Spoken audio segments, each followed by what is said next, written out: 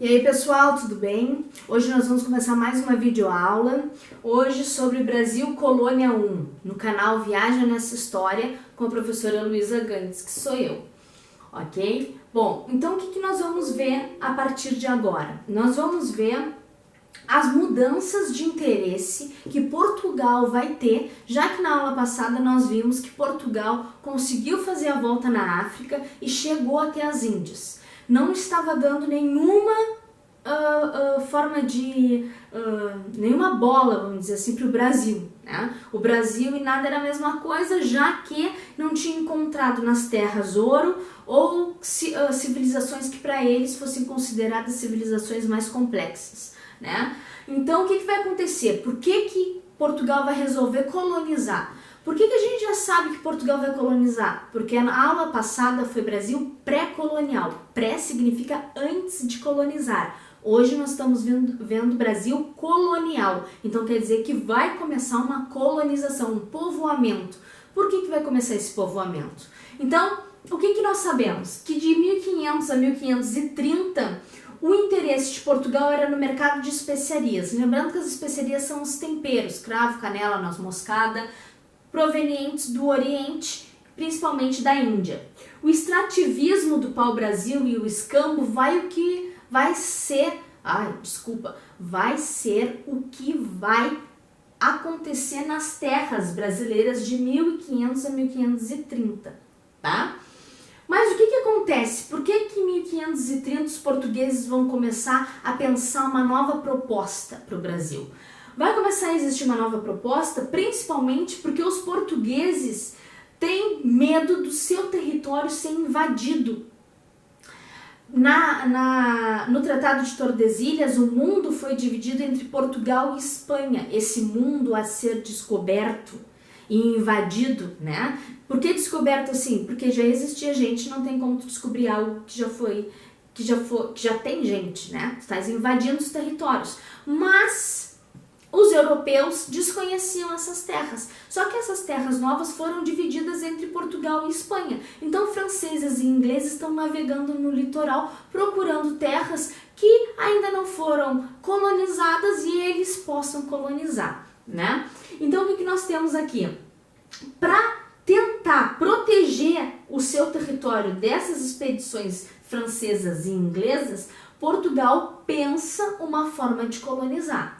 Mas também existe o alto custo desse mercado de especiarias. Por quê? Porque tu pegar caravelas e fazer toda a volta na África torna a especiaria, o tempero, mais caro do que aquele vendido pelos italianos, pelo Mediterrâneo, e aqueles vendidos pelos árabes, né? Então o que vai começar a existir? Vai começar a custar muito caro para Portugal as especiarias, porque cada vez que tu coloca o teu prejuízo em cima do preço do produto, o preço do produto fica muito caro, e aí ficando mais caro do que os outros, as pessoas vão comprar dos italianos e dos árabes e não necessariamente dos portugueses, né? Então esse mercado de especiarias ele não se mostrou tão lucrativo quanto se pensava, né? Então esse é um outro fator. O que vai acontecer? Bom, nós vamos ter então a nossa primeira forma de povoamento português aqui. O que vai ser feito? Vai ser feito as capitanias hereditárias, que nós vimos lá na comparação entre a colonização portuguesa e a colonização espanhola. As capitanias hereditárias já tinham sido usadas para povoar terras das ilhas do Atlântico, do Oceano Atlântico. Então, ilhas que Portugal ia encontrando, ela ia povoando dessa forma. Só que o Brasil é muito mais extenso do que uma ilha, né? Então, aí começou a ter alguns problemas. Então, as capitanias hereditárias são grandes faixas de terra que são passadas de pai para filho, por isso hereditárias, né? O que tu começas a fazer? Essas capitanias, elas são doação real, ou seja, o rei doa essa grande quantidade de terra a um fidalgo, a um nobre português. Esse nobre vai começar a ser chamado de donatário, tá? O donatário é que vai arcar com todinho o custo da colonização. Então o donatário é que vai pagar para vir pessoas morar aqui, o donatário é que vai desmatar, o donatário é que vai produzir, o donatário é que vai vender. Então o donatário vai criar vilas, tudo que corresponde à colonização, quem vai fazer é o donatário. A coroa portuguesa, ela terceiriza o fato de colonizar, diferente da coroa espanhola, que é a parte ativa da colonização, tá? Então aqui, ó, os deveres e os direitos dos donatários. Os direitos: explorar os recursos naturais e minerais da terra, desenvolver a agricultura, a pecuária e obter o lucro, exercer o poder político e administrativo dentro da sua capitania. Então, o donatário dentro da sua capitania é ele que manda, tá? Vai doar sesmarias a colonos. O que são sesmarias? A capitania é enorme. Nós vamos ver como é que é uma capitania agora. Então, a sesmaria é um pedaço de terra um pouco menor do que uma capitania, mas ainda assim um pedaço de terra enorme, tá? Escravizar índios, executar o poder judiciário, cobrar impostos, estabelecer engenhos de açúcar. Por que de açúcar? Porque nessa época açúcar é um produto de luxo e pelo clima tropical se acredita que o açúcar vai se dar bem aqui, para ser uma forma de produção. Os deveres do donatário: fazer a proteção do território, principalmente da faixa litorânea, contra os holandeses, os ingleses e os franceses. Desenvolver a colonização do território, combater as tribos indígenas, fundar vilas, fiscalizar as ações econômicas da capitania. Então, assim, ó, imagina, ele tem que fazer tudo que o governo português, na realidade, deveria fazer, né? Então, tu tens um problema aí, porque às vezes todo o recurso do donatário é usado para se manter aqui ou para tentar produzir. E aí, como é que ele vai lutar contra indígenas? Como é que ele ainda vai proteger as fronteiras? Né? Isso daí era para ser feito pelo exército da coroa, né? O exército português. E não vai acontecer. Aqui as capitanias, olha os tamanhos. Isso daqui fazia parte da Espanha, ó, nós fazíamos parte da Espanha, e pelo Tratado de Tordesilhas, o que era de Portugal era essa parte, mas mesmo assim são partes muito grandes. Foram divididas 14 capitanias, aqui nós contamos 15, porque tu tens essas divisõezinhas, São Vicente 1, São Vicente 2, tem Maranhão 1, Maranhão 2, tá? Tem Santo Amaro aqui. E aí o que vai acontecer? Nós temos 14 capitanias, mas só 12 donatários. Por quê? Porque 2 capitanias ficaram para 2 donatários. E aí nós temos ainda donatários que nunca chegaram a vir para as suas capitanias, ou que nunca se propuseram a desenvolver as suas capitanias, mesmo ganhando a terra. Então, sabe quando a gente diz que, por exemplo, no Brasil o cara é elite porque ele conquistou aquela terra, porque ele merece aquela terra? Gente, desde o início da nossa colonização, nobres ganham terras que são retiradas de indígenas, mas eles ganham a terra, eles não lutaram por essa terra, eles não se desenvolveram, eles não mereceram a terra, eles ganham simplesmente porque eles são nobres, por isso que eles ganham uma grande quantidade de terra, ok? Então, passando, nós temos a produção de açúcar na capitania. Então, o açúcar é considerado um produto de luxo na Europa e vai ser muito caro. Então, é interessante plantar o açúcar.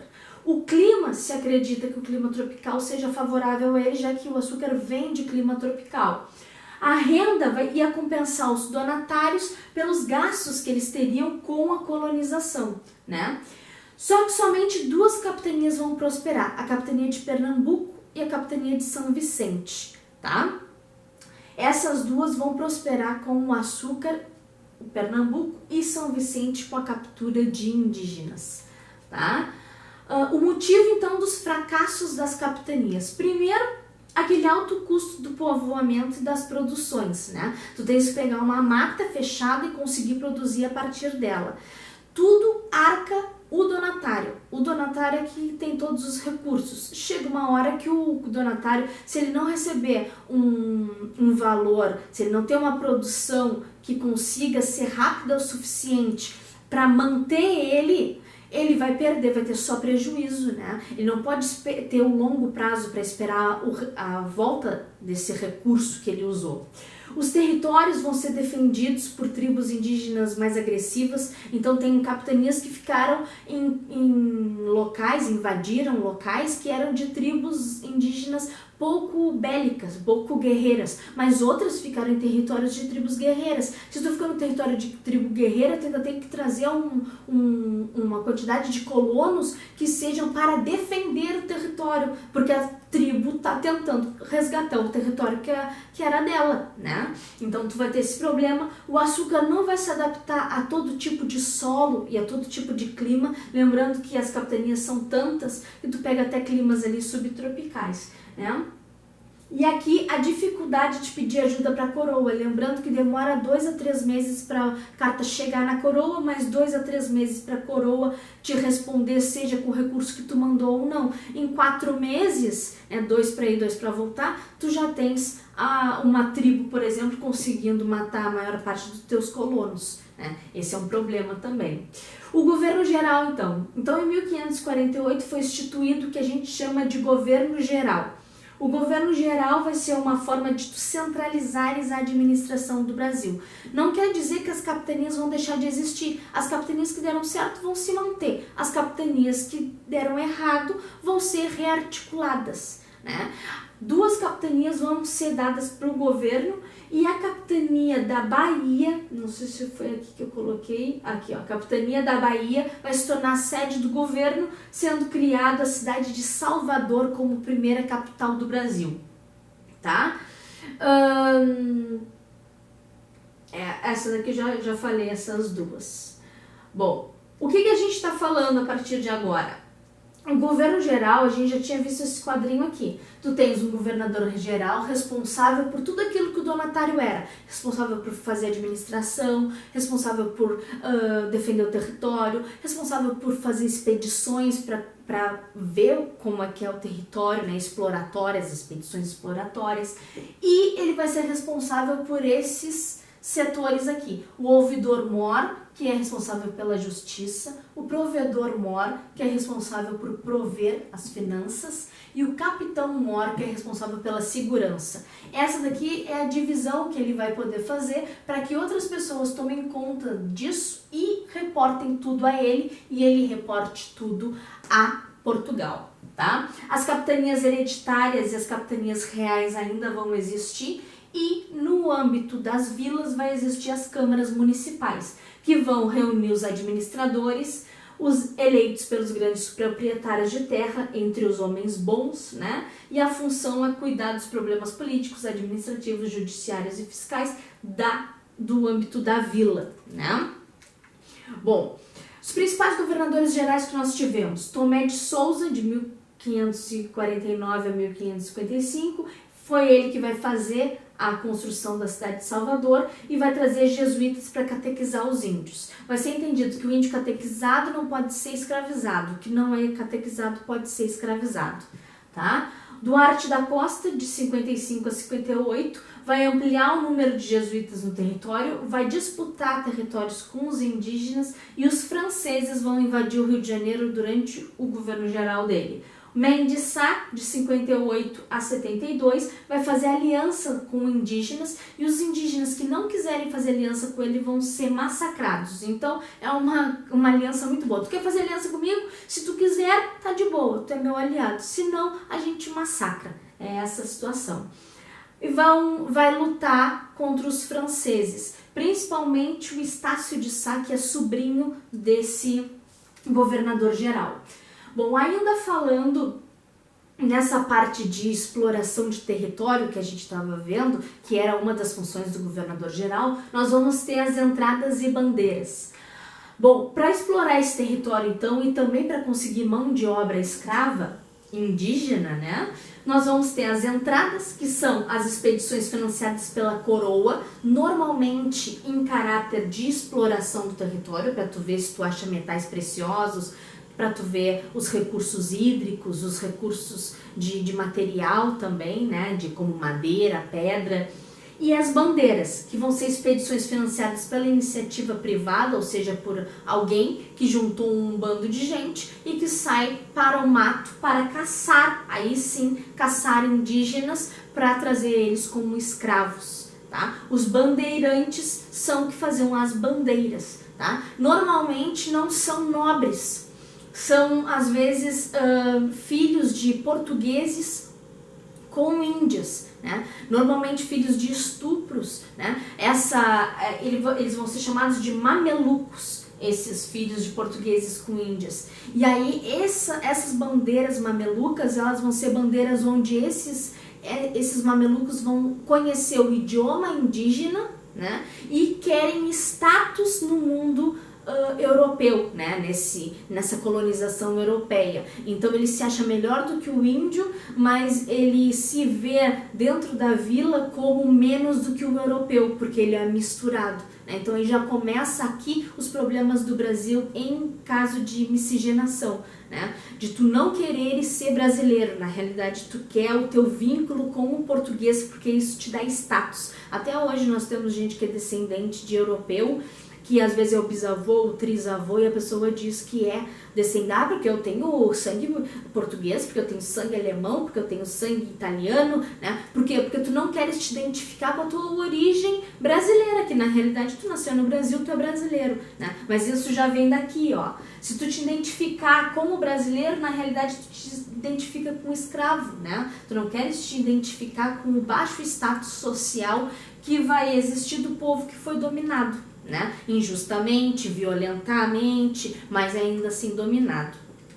Bom, nós vamos ter então nessa nossa aula as invasões. Nós temos as invasões francesas e as invasões holandesas nessa aula.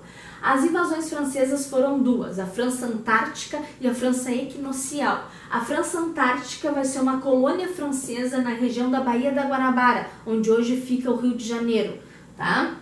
Vão ser disputas religiosas na França entre protestantes e católicos, nós chamamos de huguenotes, os protestantes da França, né? Que vai gerar a ideia de que se encontrasse uma terra fora da França, se poderia fazer uma colônia e se levaria toda a população protestante para essa colônia. E aí tu terias a França livre dos protestantes e essa colônia existindo e as pessoas tendo liberdade religiosa nessa colônia. Esse é o plano, né? Mas o que vai acontecer? Em 1555 vai ser fundado o Forte Coligny, tá? Que vai ter a ajuda dos índios tamoios, que vão ser índios que vão ajudar os franceses contra os portugueses, já que os franceses não escravizavam os índios, né? Então, como os portugueses estão escravizando os franceses não, então os tamoios vão se juntar aos franceses. Essa ajuda dos tamoios vai ser chamada de Confederação dos Tamoios. Feito? O forte vai ser feito para tentar segurar qualquer tipo de ataque português que seja feito. Então, primeiro eles construíram um forte. O que vai acontecer? Esses franceses, eles vão se alocar na Baía da Guanabara e vão tentar formar um aldeamento. Só que foi pedido ao rei francês que mandasse um número grande de colonos para já começar uma vila. Ele manda um número reduzido de colonos e em vez de mandar apenas protestantes, ele manda protestantes e católicos. Então ele cria a mesma disputa que está ocorrendo na França, ele cria na colônia. A ideia de tu separares as religiões não vai acontecer. E aí as mesmas brigas que acontecem na França vão acontecer na colônia, né?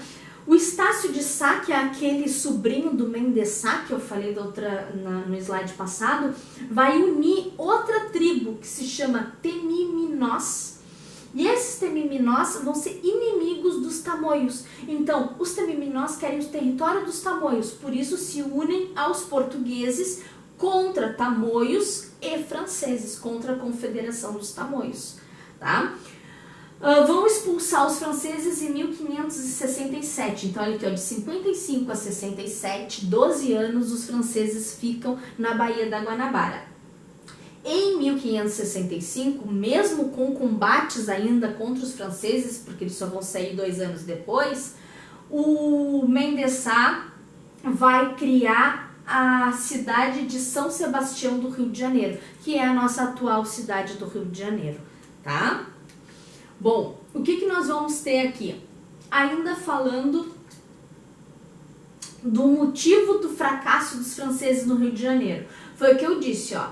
A quantidade de religiosos que vieram entre os franceses, sendo de duas religiões que já disputavam, católicos e protestantes, e a falta de recursos que o rei francês enviou. Mesmo pedindo recursos de exército, recursos de arma, recursos de material, o rei francês quase não mandou nada, né? Então parecia que não tinha interesse do rei tão forte quanto tinha dessa população que veio de colonos.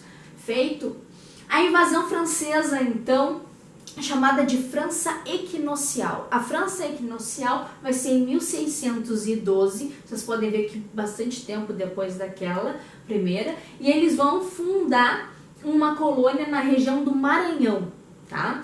Nessa região do Maranhão eles vão construir o Forte São Luís, que depois vai ser a cidade de São Luís, que a gente conhece, né? Novamente com disputas religiosas entre os colonos, mandaram de novo colonos católicos e protestantes juntos, falta de recursos, os mesmos problemas. O rei fez tudo igual, querendo um resultado diferente, né? Em 1615 eles vão ser expulsos, então aqui eles ficam só 3 anos.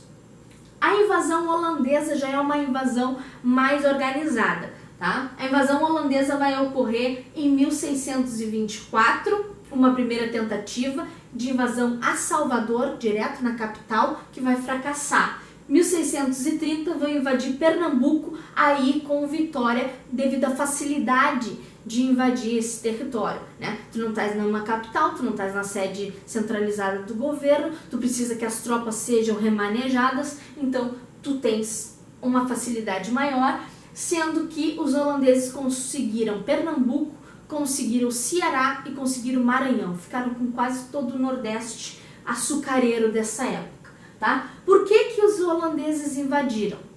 Os franceses, porque não concordavam com a divisão do Tratado de Tordesilhas, que a gente viu. Os holandeses vão invadir porque existiu um período chamado de União Ibérica, que é de 1580 a 1640. A União Ibérica, ela vai ser um problema, porque os holandeses, eles eram aliados dos portugueses. Os holandeses refinavam o açúcar. Nós produzíamos açúcar, que era vendido aos holandeses. Os holandeses refinavam, faziam o açúcar ficar branco e vendiam na Europa esse açúcar. Então eles eram nosso parceiro comercial, não nosso diretamente, porque devido ao pacto colonial que a gente viu lá no absolutismo monárquico, né? O pacto colonial diz que a metrópole é que comercializa com a colônia só pode comercializar com a metrópole. Então os holandeses comercializavam com Portugal para comprar esse nosso açúcar. Então por que eles vão invadir o território português? Eles não invadem só o Brasil, eles vão invadir também as colônias africanas dos portugueses. Eles vão invadir por causa da União Ibérica. A União Ibérica é a união das coroas da Península Ibérica, Portugal e Espanha, sob o domínio do rei Filipe II da Espanha.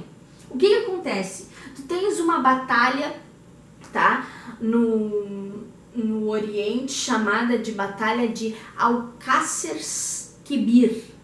Essa batalha vai morrer o rei Dom Sebastião, que era um rei muito novo, português, né? Não deixou descendentes e o trono passa para o tio-avô dele. Só que o tio-avô dele, além de estar velho, era um cardeal, então não tinha herdeiros. Nessa falta de herdeiros, foi visto quem era o parente mais próximo.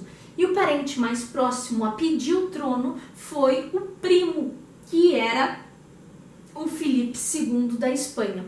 Filipe II da Espanha tinha o mesmo avô que o Dom Sebastião, e então ele assume o trono português, unindo Portugal e Espanha. Então aqui, ó, por 60 anos, Portugal e Espanha foram um único país, chamado de União Ibérica, tá?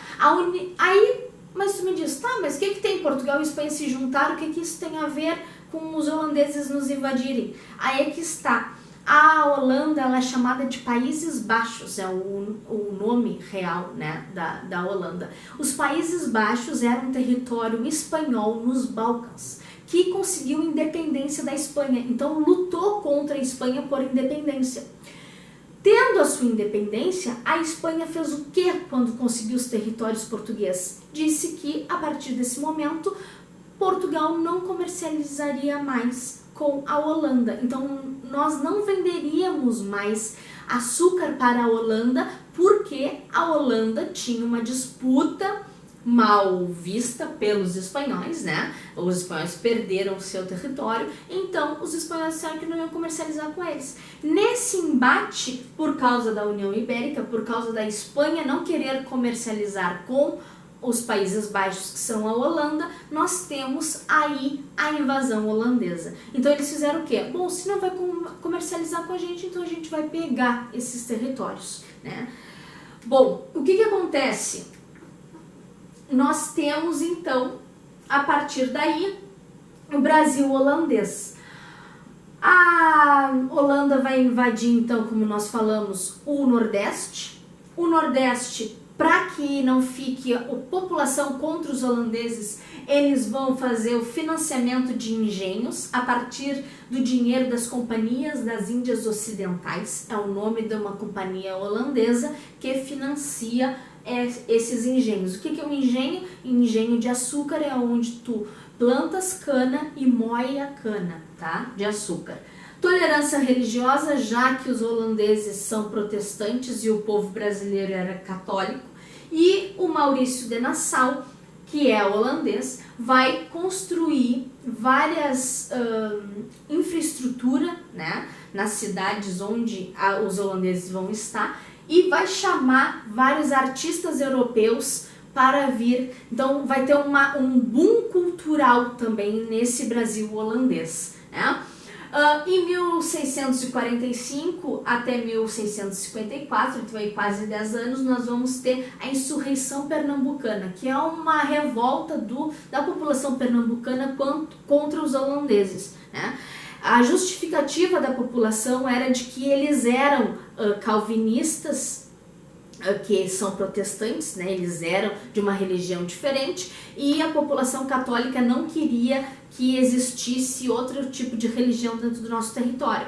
Mas é uma mentira, uma falácia. O real motivo dessa insurreição é porque, devido ao preço baixo do açúcar no mercado, a população rica, né, que fez o financiamento para ter engenhos, não conseguia pagar as dívidas para as companhias das Índias Ocidentais. Então o que eles queriam? Que os holandeses fossem expulsos, que eles não precisavam pagar, né? É na realidade uma revolta de caloteiros, né? Mas a justificativa de porquê é por esse motivo religioso do Brasil não se transformar num país protestante. Os portugueses vão retomar as colônias africanas e vão proporcionar o fim do tráfico negreiro holandês, lembrando que tu tens a perda aí do território, a desfazer, né, a União Ibérica, União Europeia, eu ia dizer, vão desfazer a União Ibérica a partir de uma revolução que vai acontecer em Portugal, que vai exigir que um rei português aqui assuma o trono, né? Dentro dessa revolução, Portugal vai conseguir o seu trono de volta, vai conseguir as suas colônias de volta, né? E aí vai ter que disputar agora as colônias com a Holanda, porque a Holanda pegou suas colônias na África e a Holanda pegou suas colônias nas Américas. Então Portugal vai ter que dar um jeito agora. Agora Portugal vai repegar, né? Pegar de volta as colônias na África e vai fazer o que aqui no Brasil? Vai começar uma disputa, vai ajudar esses pernambucanos, vai começar uma disputa com os Países Baixos e vai finalizar isso tudo num tratado de paz assinado em Haia, que fica, né, na Europa, onde Portugal vai pagar uma indenização à Holanda para reaver os territórios. Portugal gosta muito de fazer isso, eles pagam indenização para não ter que se incomodar brigando, né? Bom, o que vai acontecer? A próxima aula que nós vamos ver ainda vai falar do Brasil holandês, tá? Porque nós precisamos falar de toda a resistência dos quilombos e a resistência negra que vai vir a partir desse Brasil holandês. Feito, gente? Espero que tenham gostado. Muito obrigado. Tchauzinho.